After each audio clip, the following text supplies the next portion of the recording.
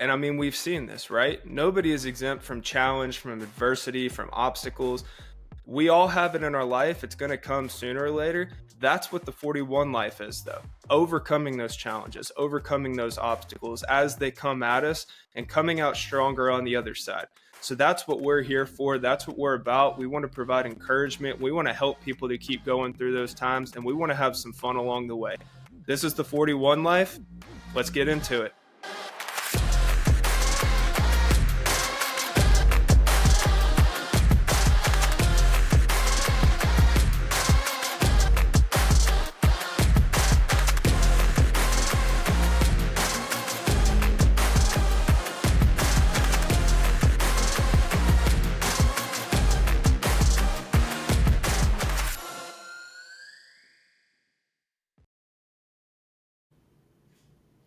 Hey everybody, welcome back. This is episode 15, and we appreciate you guys bearing with us as we took a little break for the holidays, but we're excited to get into this episode, and I hope everybody had a good holiday season, Yeah, I think good our Christmas. last episode was December, the second week of December, maybe, Yeah, something like that. which feels like 10 years ago. Like a lot has happened. But the holidays were good for us. Starting out a new year, we're pretty excited to turn the page on 2024. Yes, A it little was rough. it was a year that I think we're perfectly fine closing the chapter on that and starting a new one. Yeah. And hope everybody out there is staying sane with all the back and forth about TikTok. And I know that one of us on this podcast has been paying very close That would be attention to me. that. And I love spoiler, it's TikTok. not me. So hopefully, maybe TikTok's here to stay. Maybe it's not. We'll see. But that's kind of, if you're listening in the future, that's kind of what's happening right now. So, with that, we'll get right into it. We'll pick up where we left off last episode.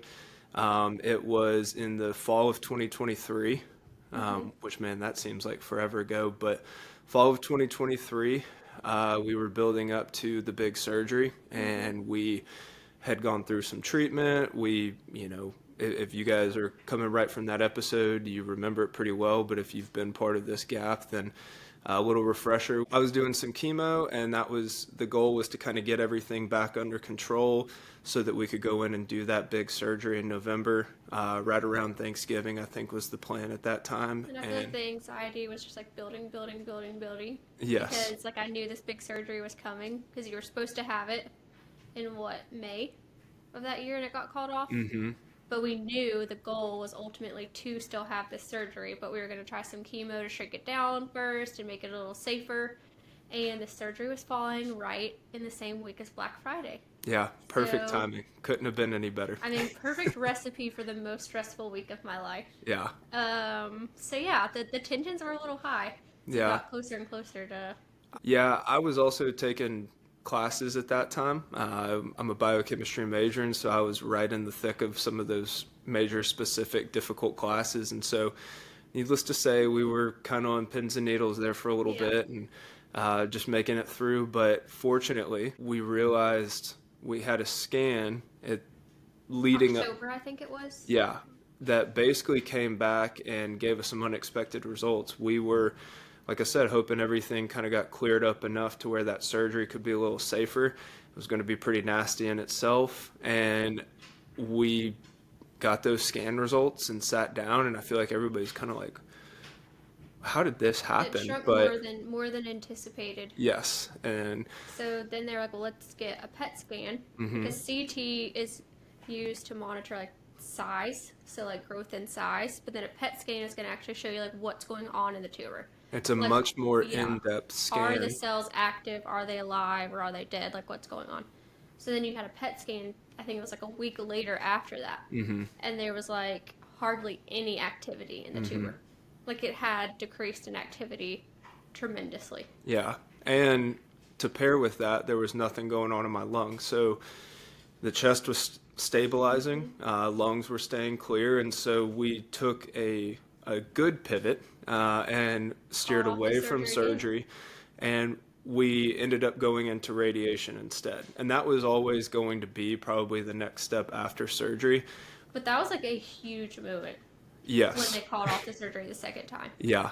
I mean, I remember like at Thanksgiving and Black Friday, like everyone, my whole family kept talking like, I can't believe you're here, like standing up and you didn't have the surgery that we've been dreading all year. Hmm. Like never in a million years. Like I was surprised we evaded it the first time, but to evade it the second time was like just overwhelmingly amazing. Yeah, it was, personally speaking, I was very happy to avoid that. I was going to be okay having some battle wounds. I feel like, some scars to kind of show what we've been through, but I will happily avoid those scars and, not deal with that. But going into radiation, everything went, I mean, it was, I don't want to say uneventful, but it was pretty smooth sailing. They laid everything out in the beginning, and because we were hitting such a big area of my chest, they said that I might have some, trouble breathing, trouble swallowing, just like a little bit of discomfort, like basically a giant sunburn on my chest. And I think the I, most upsetting part was because they had to radiate around your heart, like hmm an area that they typically try to really avoid. It was kind of like not if, but when you're going to get heart disease. yeah, And that was a hard pill to swallow. And that was really upsetting. But I feel like we were able to kind of deal with it hmm because, in spite of everything else going on, it didn't seem so big. right. Like Well, normally and when you get told like, hey, you have heart disease or you're going to get heart disease, it's really upsetting. But when you're already dealing with cancer, it's kind of like, oh, okay, like yeah, and with that though, and maybe this is an indication of maybe that not presenting itself as much. I don't know. Um, like everything went pretty smoothly with the actual treatment. I barely even got a burn on my chest. Like it was very, it was smooth. And I sat down the last week. You were at work for this appointment, but I sat down with the radiation oncologist for like the final check-in, and she, we had a really good conversation, and she was just like, man, like I got to be honest with you, I don't know how you've done this. I said, I don't know either. She said, I mean, like the fact that I had, as far as they could tell, like minimal effects. well, and And they went really hard on you. yeah, they They did did not not hold hold anything back. back. They, I think, I think I remember, and I could be wrong, a conversation being had of like, this is more than she would normally do Hmm. as far as strength of the radiation, Yeah. especially around the heart. That's the blessing and the curse of being young and going through this. Yeah. The blessing being you can bounce back and handle a little bit more. The curse being you don't know, exactly how everything's going to pan out down the road, and you may have some more side effects in the, Yeah. moments going through everything. But, it's something I feel like through all this, it's just kind of been interwoven that like God's hand was really in it. And, even though I had to do these things to come out on the other side, he was very much involved in limiting those side effects and protecting where he could protect. And so to get through all that, pretty easily, I guess, was really good news. And Hmm. I ended up, I think, ringing the bell for the at that time probably like the fourth or fifth time, and I think ironically that might have been like one of my highest real views on Really? Instagram. I think I stumbled upon that the other day, Yeah. and I was like, that's kind of interesting that that's the case, but. Um, it did, I didn't even want to do it. It was just kind of like, oh yeah, like I just want to go home. I've done this enough. Yeah, you've But done it so many times. And I, you had started school back before your last radiation, right? Or no? yeah, because so I started radiation. I think I had to take a little gap for Thanksgiving and then a little gap for Christmas, like a couple days off. So it was basically the back half of November, all of December, and then about half or two-thirds of January. Hmm. And, because I guess I'm a glutton for misery or something, I don't know. But um, ended up going back that spring, had another full slate, and that semester was a lot more time intensive. Plus, I was coaching, and so I think Devin was very worried about my sanity going through that time. Yeah. And I learned a lot during that time about how to manage time well, but I also learned even more about maybe put yourself in a better position not to have to manage time that well. So, you live and you learn. Yeah. Um, but we get done with radiation, Hmm. and really what happens in your body with radiation, the best way that I think it could be described, it has been described to us, is, if you're at a lake, you can see kind of through the water and everything, and that's how a normal scan is. But essentially, when you do radiation, it's like somebody goes in and like kicks up the mud and the dirt and the grime, and so you can sort of kind of still make stuff out, but it's a lot more murky. And so we were kind of waiting just to see, like, did radiation do what it was supposed to do? Mm-hmm. And the primary focus, I will say, of the radiation was my chest. My lungs were clear at this point. Like we said last episode, or maybe 2 episodes ago, the lung surgery went in, cleared everything out. That was staying good. So, we were really just waiting to see what was going to, kind of come of everything. And I think, when was the next scan? Was it? I think it was end of January or beginning of February. Okay, so right about a year ago in present day, Yeah. from when we're recording this, uh, everything, kind of came back okay. Yeah. Like, it was, There was nothing in your lungs. Your chest mass, I think, had shrunk a little bit more, maybe. yeah, I think because the radiation, basically it showed the radiation did exactly what we wanted it to, which was such a relief, just to be able to finally say, like, man, it looks like we kind of have this thing under control a little bit.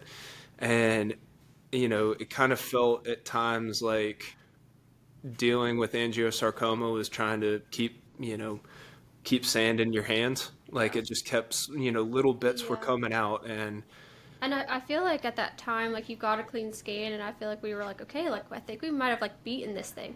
Like, but I could not get a peace. I could not shake this feeling like it wasn't over.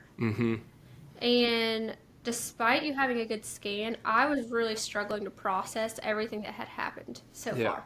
Like, I was dealing with a lot of depression, a lot of bitterness, a lot of anxiety, and I remember it was just really being on top of me during that time, and like my therapy sessions being like super intense, and just being angry with God, yeah, still talking to him, but like just angry, yeah. and just You were fighting a little bit. That's I okay. was.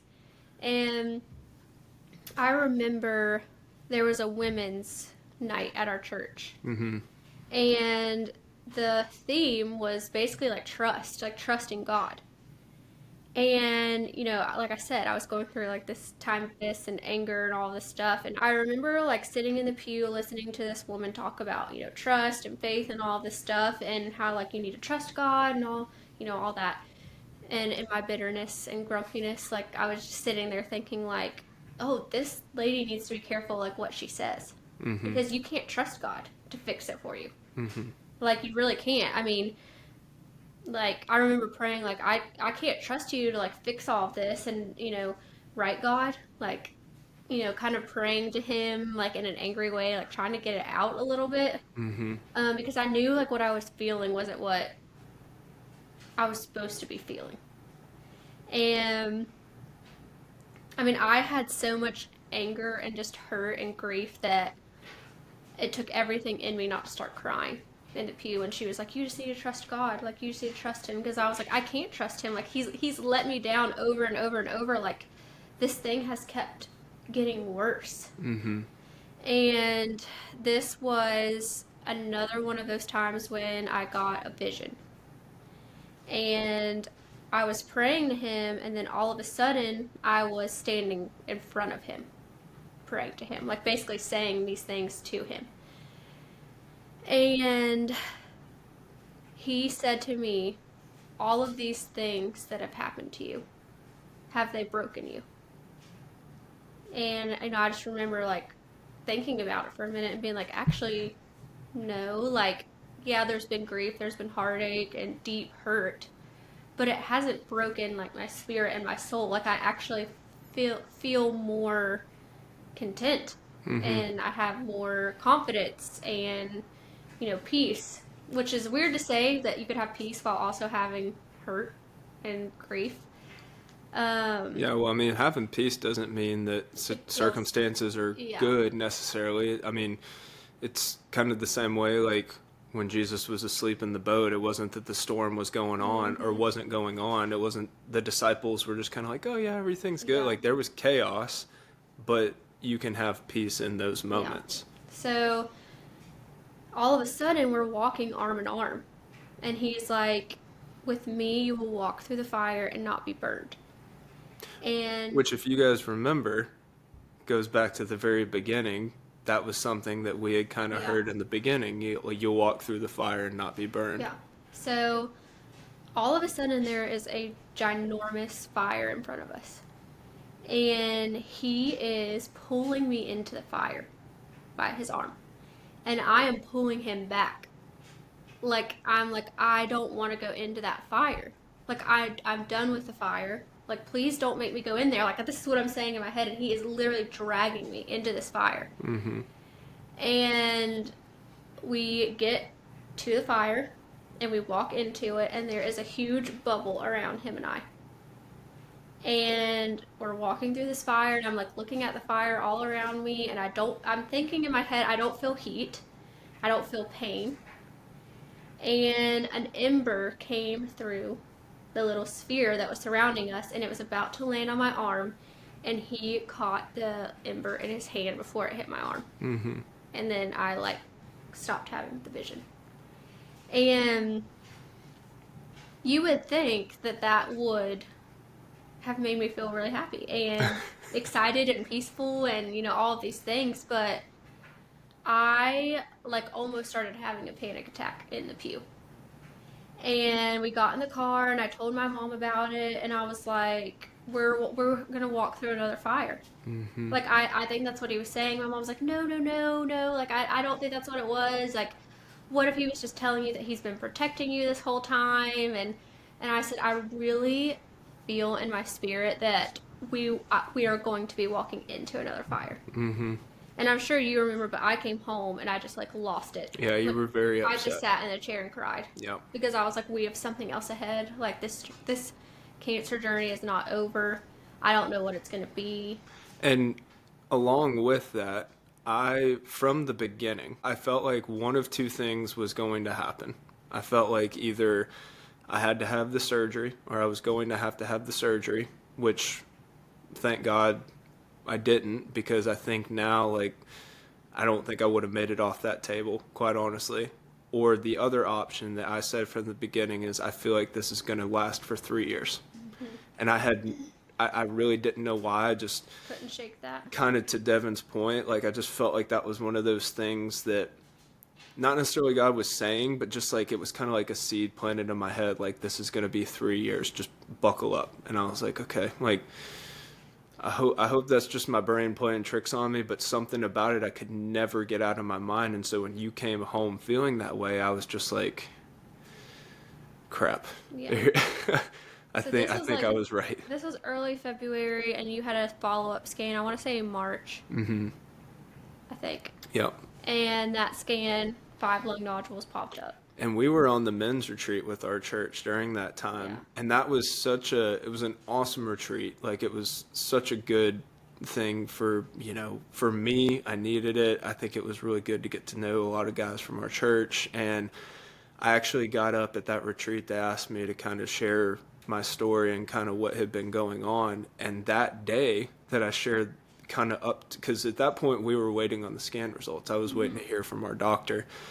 And I was like, hopefully we hear something soon. And sure enough, that afternoon I get a phone call. I was sitting on the porch, and it was actually my surgeon that called me at the time because it was a weekend. So my oncologist was off and he was on. My surgeon was on. So he was like, hey, can you please check this? Like we're dying over here. We need to know what's going on. And so he called me and he was like, basically like your chest, everything's staying good.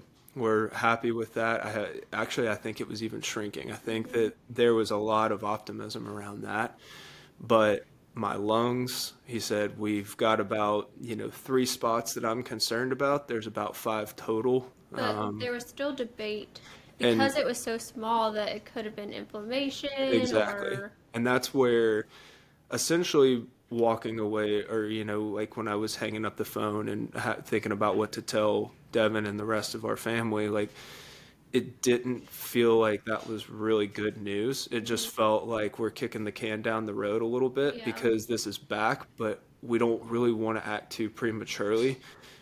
But it was like concerning. And I remember sitting in that chair and God, it was awful because I was with a whole bunch of, friends at church and, that's a great thing. That was so helpful in the time, but I was just like I want to go, like there was a river running in front and I was like I just want to go hop in that river and float to God knows where and just take my problems with me so nobody else has to deal with them. And I mean, I think that like I think I sat there for a minute and I kind of like blacked out. Like I feel like I don't know if I cried or not. I'm not a crier, but I feel like in that moment I was just hit so hard and I was just like we're still in it. Yeah.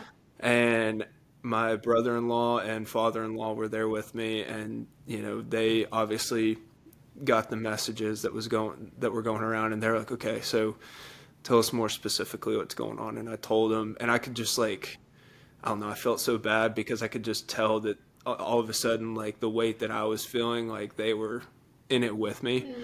And it was also, I gave an update at that same retreat and it was kind of like good news and bad news Yeah. because it was like half of this war seems like it's kind of over and we've Yeah. kind of won that side, but there's still another side that is a lot left to fight. And so it was like a bittersweet moment.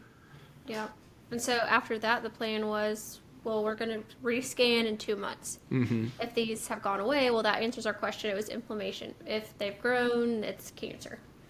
So 2 months later, we scan. All those spots have grown, and there's more spots. I mean, that's just kind of on par for Yeah. our experience up to that And point. I'll So never forget, like, we were sitting on the couch when we got it, and I feel like God told me this is going to happen, like with that vision. Like, neither of us were super shocked, but I was shocked though because I had been praying so hard for that not to be the case. And I remember when we got the news on, reading it, I was like, I prayed, I was like, I do not believe in you. I was like, you are not real. Like, that's what I prayed. And then I was like, okay, well, sorry, God. Like, sorry about I, that. I was mad. I needed a nap and a snack. Sorry about But that. I was like, I'm obviously, like, I know you're real. Like, I'm talking to you. But I just felt like so much grace in that moment. Like, he was like, I know. Like, I know this hurts. Yeah. Well, and you can talk about this for you, but for me, like I think I was hurting a lot more than I realized during that time. Like going through it, I felt like every step was like you just got to keep going. Like I said, I was coaching baseball, I was taking classes, I was trying to in just my nature trying to take care of everybody else around me and make sure they're okay. And I looking back now, I realized like man, like that just really sucked. That just really hurt. And that was hard for me to recognize in the moment, but I felt like very close with God during that time because it was almost like I knew that protection was going on. I think for me, it triggered a lot of hopelessness Yeah. because I knew that he could pull us out and he wasn't. And so I just developed this narrative that I was meant for suffering. Yeah. Like his plan for me only involved suffering. Yeah.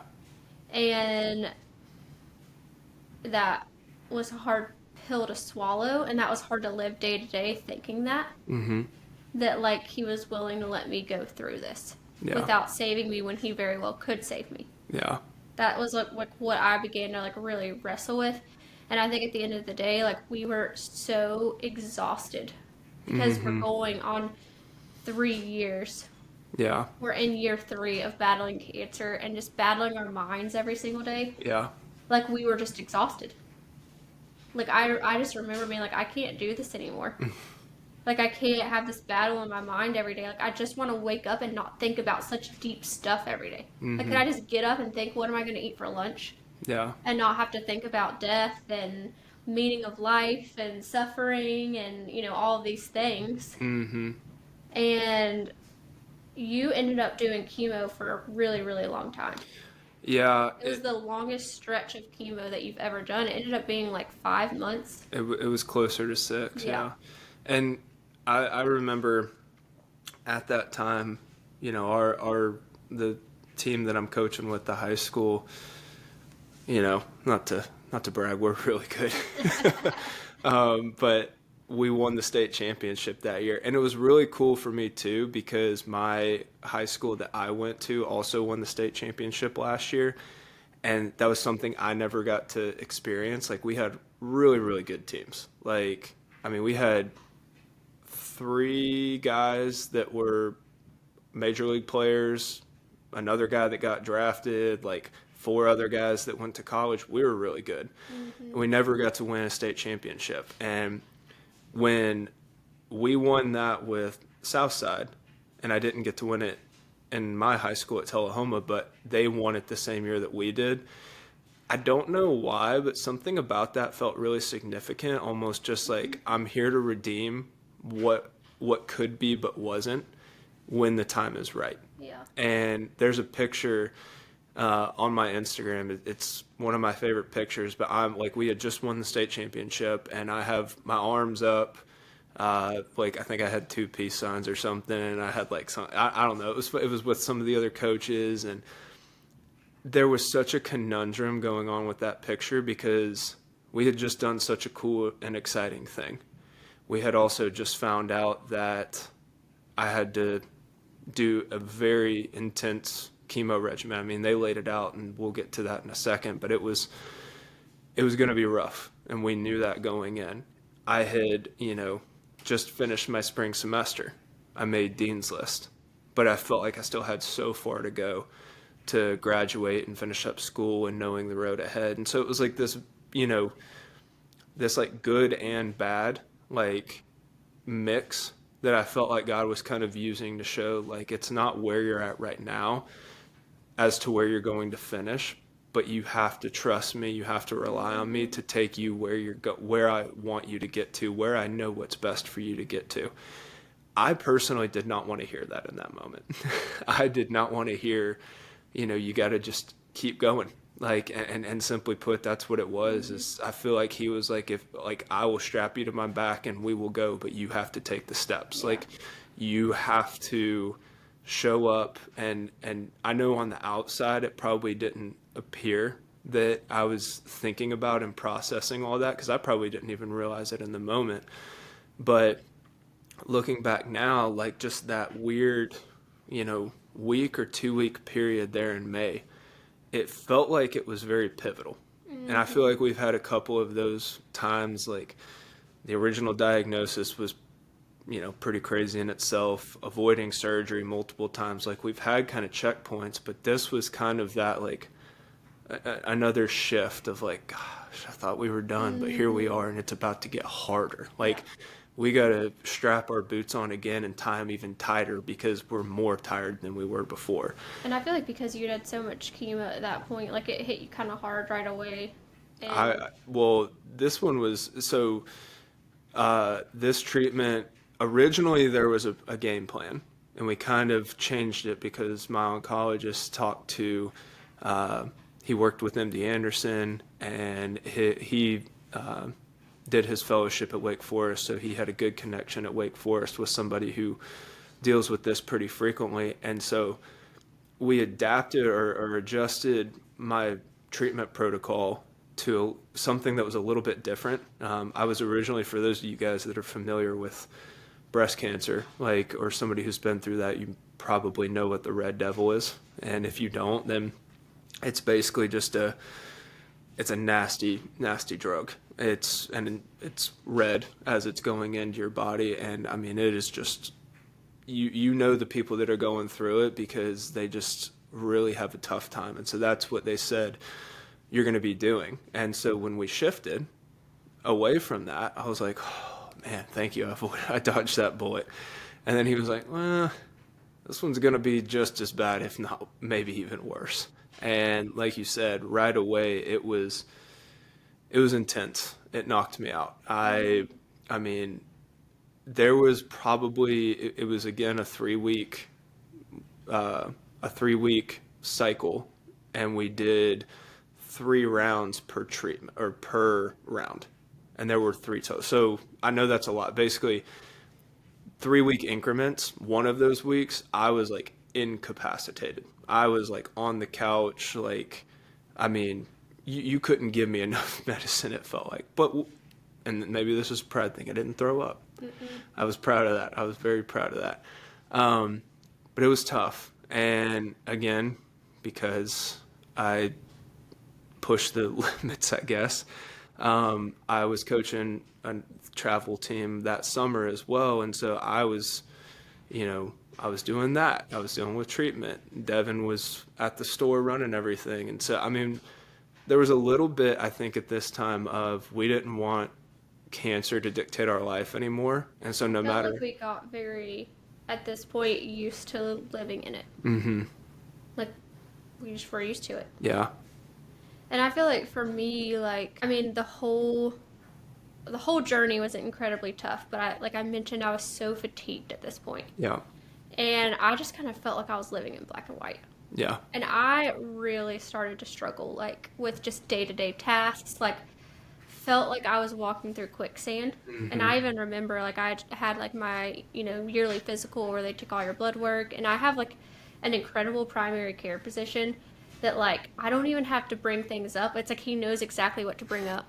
But he came in and he was like, hey, like, how are you doing? Like, on a scale of 1 to 10, how hard is it to get up in the morning? And, like, just came in, started asking me all of these things. And he was like, yeah, you are really depressed. And I was on like a very low dosage. And he was like, I really, really think we need to up your dosage. Mm-hmm. Like, it's not healthy for you to not help your brain out in this situation. He was like, Yeah, I don't know how a person endures everything that you're enduring mentally. Like, let's give your brain some support. yeah, And I feel like he was such a godsend for me because I never would have gone in and been like, hey, I need help. Like, mm-hmm. I think that wasn't on my radar. And that, I upped my dosage and that helped me so, so much. So I feel like even to Mm-hmm. see God's hand in that, like, why did my doctor come in and just start asking me if I'm depressed? Yeah, Like, I didn't say anything, like, and just to see God kind of like provide for me and take care of me in that way. Um, but I mean, even with that, it was still like incredibly hard to just like get through each day. And I remember driving to work one day and I was just like, what am I supposed to do? And I just felt so clearly he told me, show up sad.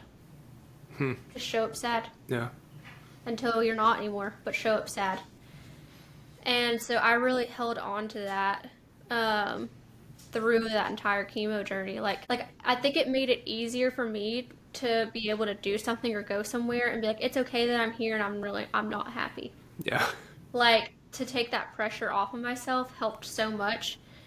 And I remember 4th of July, we have like a family reunion every year and it's supposed to be such a happy time and I was so heartbroken. mm-hmm. Like I felt like my body was hurting from heartbreak. Yeah. I remember you were because it's out on the lake, Yeah. one of the lakes in this area, and your aunt's got a house out there, and the whole family comes together, and just a fun Fourth of July thing. And I couldn't really do much. I Yeah, was you had to very stay inside and yeah, sleep. and I had just had this was my really hard week, and during that week, I remember I was on uh, pain pills, pain Mm-hmm. medicine, because like that's one thing that isn't really talked about a lot with chemo. Like what I was doing, like it hurt. Hurt. I mean, it was like an ache that went all the way down into my bones. Mm-hmm. Like I imagine, like if you got out of the shower and went into the freezing cold and how that cold just gets in your bones and you can't stop shivering and nothing really works, like that's what it's like. It's just so heavy on you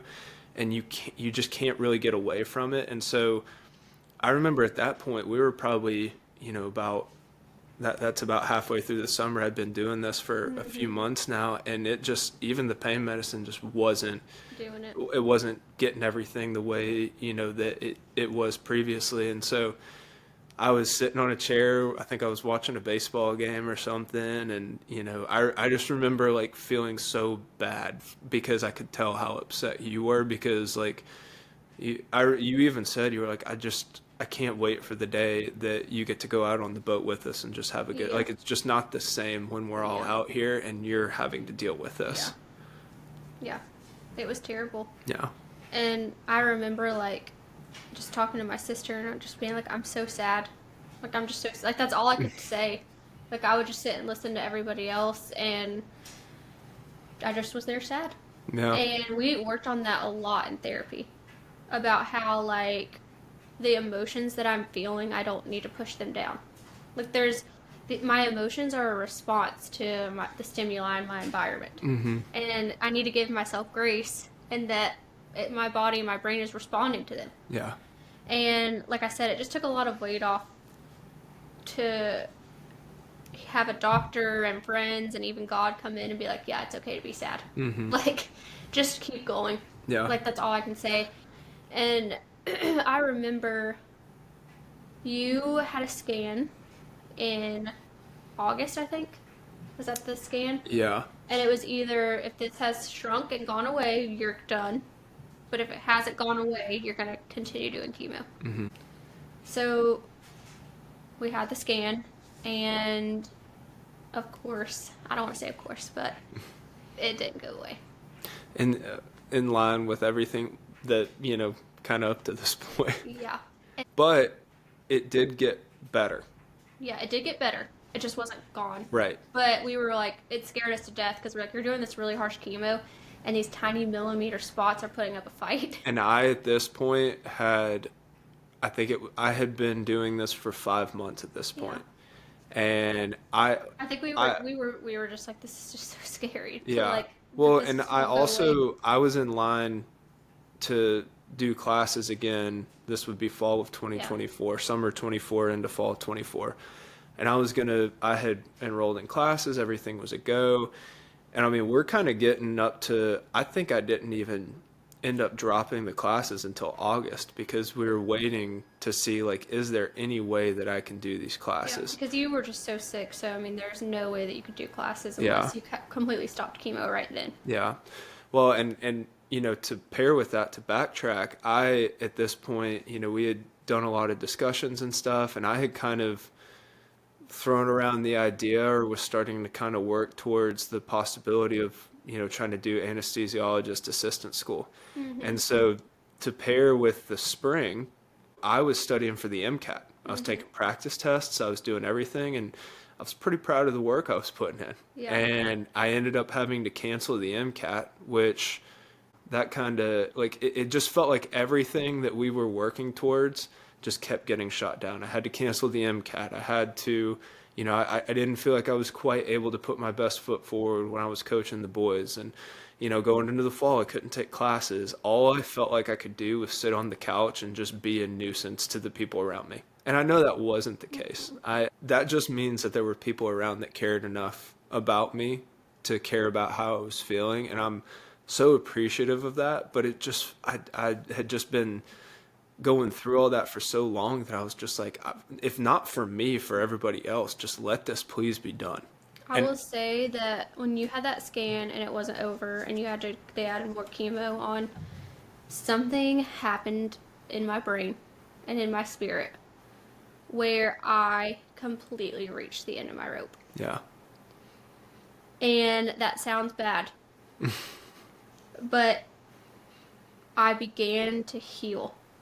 yeah, And I remember in therapy, like I was telling my therapist this, and she was like, "Well, can like you explain this to me a little bit more? Like, what do you mean?" And I was like, "I feel like someone has a gun to my head, and my arms are up, and I'm just like, okay, there's nothing I can do. I cannot fight this. This hmm is bigger than me. This is stronger than me. I cannot mentally push my way through this physically. Like, this is bigger and stronger than me, and I give up." yeah, And I almost feel like God was like, finally, you know? Mm-hmm. Like, I just completely surrendered to, like, God, you're the only thing that can beat this, and you have your own plan. You've shown that over and over that you have your own plan. It doesn't matter how bad I want something and how much I ask for and how much you love me. Your will is your will, and I'm surrendering to it. Mm-hmm.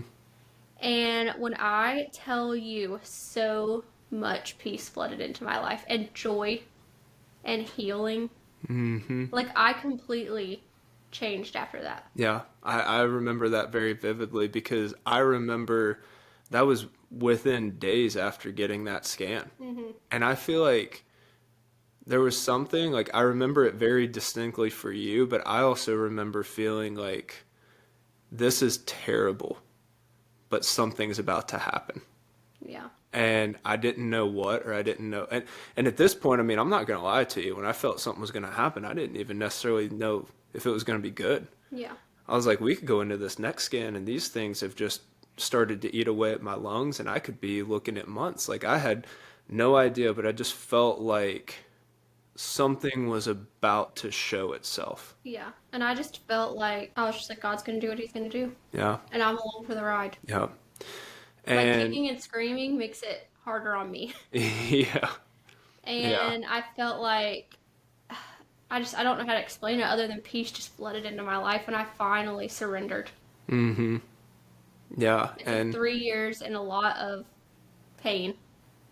But yeah, I was just like, you know what? Like, you're in control of everything, and there are so many things that are more powerful than me. And I'm mm-hmm. really not in control of anything. No one is in control of anything. Yeah, So, yeah, just do what you're going to do. Like, I'm here. yeah. Like, And and it's so interesting too because like I said earlier in this episode, I felt like this was going to go on for 3 years, hmm or I was going to have that surgery. One of two things. Like, and quite honestly, looking at it now, it feels like that was almost like there was a fork in the road there. hmm Like, that's what I said. If that surgery happened, I don't think I was making it off the table. yeah, And that's not enough. We have my surgeon is great. yeah, I trust him to do that surgery, but I was down bad. I yeah, was in bad shape. And so with that not happening, it was like, okay, like maybe something good's going to come of this. And when we went in and got that scan news, I remember thinking I cannot do any more of this. hmm yeah. But You were like, I'm telling him, I'm going to tell my doctor I'm not doing this anymore. yeah, I wanted to. I went in there, and when he said that, I mean, I feel like I could have melted into a puddle on the Yeah, floor. yeah. Like, it was the most I mean, just God, it just was Just destroying. punch to the gut. Yeah. And, we went in there, got that news, and chugged along with that last bit of treatment. And the irony, if you will, if you will, I guess, was with that treatment, when I finished that, it was 3 years to the day You got of my diagnosed. diagnosis. It was exactly the day. It was absolutely crazy because I looked at it probably 20 times and I was like, where's the mistake? Like, this just isn't coincidental. hmm So we get done with treatment and I'm just like, oh, thank God, finally done. And again, we're waiting for a scan, Right hoping before everything goes Christmas. well. Yeah, right before Christmas. And this is weeks ago. This is, do you remember? After the last podcast we did, I Yes. think. And we had gotten a follow up scan just to kind of look at everything, and it was, the nodules were kind of, we're still looking at stuff, but it was basically like, okay, chest is still stable. Great news there. That's the thing.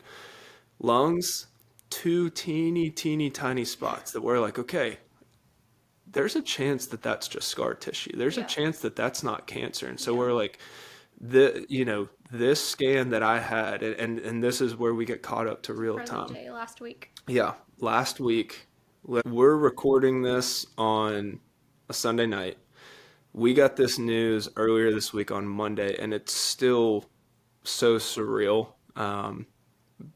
because I feel like everything's kind of led to exactly where we're at right now. And I've tried, we've had to do multiple takes of this because I keep getting choked up talking about it because this is, I mean, it's what this whole thing has been leading towards, like I said. But we we got the news that there's no cancerous activity.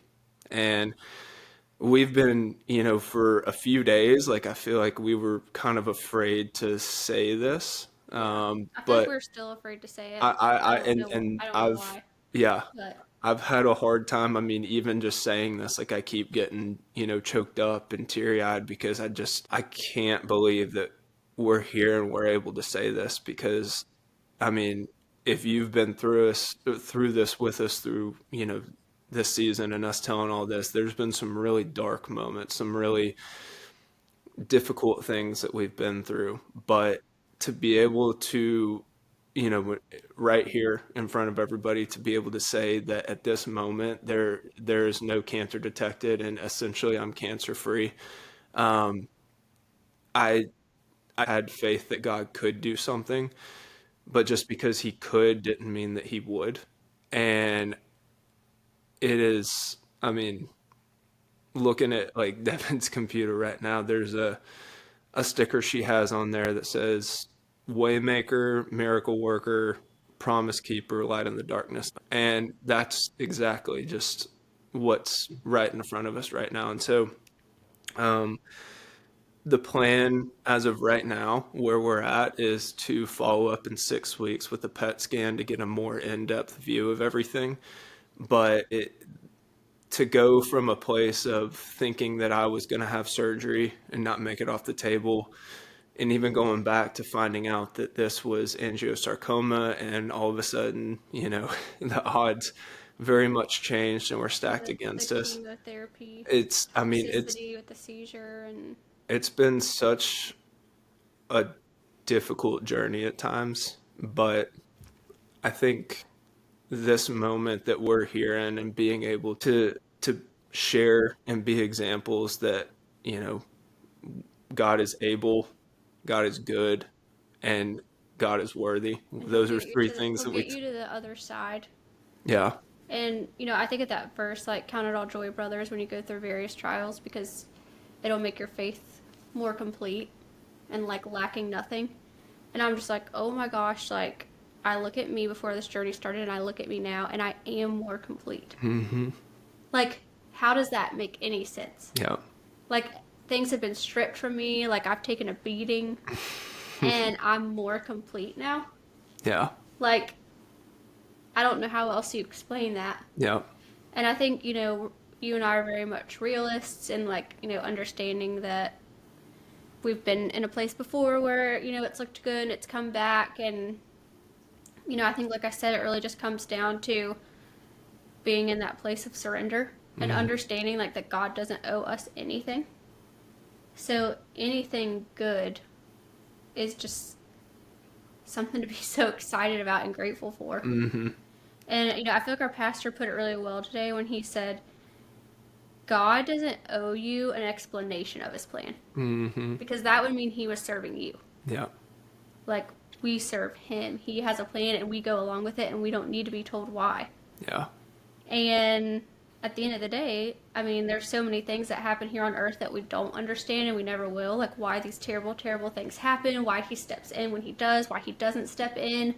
Like, all of these things that, like, I feel like we've just had to surrender and be like, we don't know the answers to these questions. Mm-hmm. Like, we just know God. Like, we've just experienced him and we know that he's good. Yeah.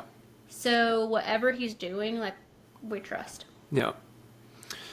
And I mean that's a good place to be. Yeah. Where I mean It's a strong place to be. yeah, it's a strong place. I mean it makes me think of, Paul, like when, there was literally nothing that like you could torture him, you could beat him, you could do anything like you could kill him and it didn't he literally said like it doesn't matter. Yeah. Like whether I'm here, whether I'm dead, like you can't do anything to me. And that's because, when you're in a place where your foundation is so strong and knowing that, like, The devil can scrap what the Lord has won. That's right. I mean, that's like I feel like that's it. Like, and we've kind of seen that through this process. Like, I I came down and I said that literally. I said that line the other day because I was in the shower and had music playing, and that came on, and I was just like, man, like, and we've seen that. Like, I Like, mean, that's what life is. that's exactly Just the right. devil scrapping. And He's gonna scrap. he's going to. Scrapper's going to scrap. But um but keeping that perspective that no matter what gets thrown your way, no matter what gets thrown to you, and this doesn't even mean that that everything is going to work out perfectly. And this is another thing that I really like today from what our pastor was saying. Like he's like the God is good, God is able, God is worthy. That's not based off of your circumstances. Like God is good regardless if we're here being able to tell you guys that I just got a cancer-free diagnosis or we had to go through more chemo. It would be a lot harder to go through chemo, but he's still good. He is still able of curing miraculously everything, without having to do any of this treatment. We've probably all heard stories of somebody who has some type of miraculous cure or something that doctors can't explain. Like, And we also know so many people who didn't and get that's their it. healing, and they went on Yeah. to be with the Lord. Like, And and that's exactly what I said. Like, we will never understand why He does and doesn't do things, and that's why when I got to the end of my rope, it was so freeing. yeah, Because I was like, I finally give up on needing to know. Like, I'm not going to. Like, I just know you're here and you're not leaving, and I know you're good, and I know you're in control. yeah, I don't want to be in control. Like, it's too much. yeah, So, like, you're in control and you're good, and I trust you. Like, yeah, yeah. When we started this, we weren't sure exactly how this was going to look when we kind of got to this point. and when we started this, you were halfway through your chemo I, regimen. I mean, to look back the other day, we saw like the videos from the beginning of this, and y'all, I was rough. That was bad. I mean, I have my beard back and everything, and my hair's starting to grow in again, but unfortunately, I can't show that off right now because I went to trim my beard, and the trimmer like kind of popped off a little bit and went down a little bit too close. So I'm working on it. We'll be back to baseline pretty soon. But to be here and to be able to say after those results that we have a cancer-free diagnosis at this point, and just to know that with everything we've been through, we can handle whatever's ahead of us, not because of what we bring to the table, but because like we know that God's with us. Like, it doesn't mean that it's going to be easy. We don't know what's waiting for us, but I feel like from, like I said, the beginning, I feel like he said 3 years, and here we are. So I'm, going to take him at his word, and we're going to pray that that's the case. And we're so thankful for everybody out there that's been with us through this. I could probably go into more detail, but there has been a lot of times where it's been made very clear to us that prayers like have been answered, not just this where we're at right now, but so many things leading up to this point. And so we appreciate you guys so much for taking time to check in on us, taking time to listen to this podcast and care about how we're doing. And hopefully we have had some good little nuggets to pass along. But I can't really put it into words enough how grateful we are for that. And as we were talking through kind of what we wanted to do for next steps with everything, because we knew this time was coming, I have right now an incredibly busy season of life. And like I said, I'm learning, I'm growing. And Devin, is getting going with everything for the beginning of the year with the store. And so we've kind of decided to take on almost a season format with this podcast. And so we're going to kind of make this our season 1 point, kind of make this our story up to, present day. Our plan is to revisit this probably, once this school semester ends for me. Hopefully we can get something going we've said it from the beginning. We're open to ideas or suggestions or requests that you guys may have. I have some ideas of my own that I think could be kind of cool to implement. So unfortunately, with that, that means that this season is coming to a close. But this is also a season that we are kind of happy to come to a close and be able to leave off with some good news like that. And hopefully things continue to progress well going forward.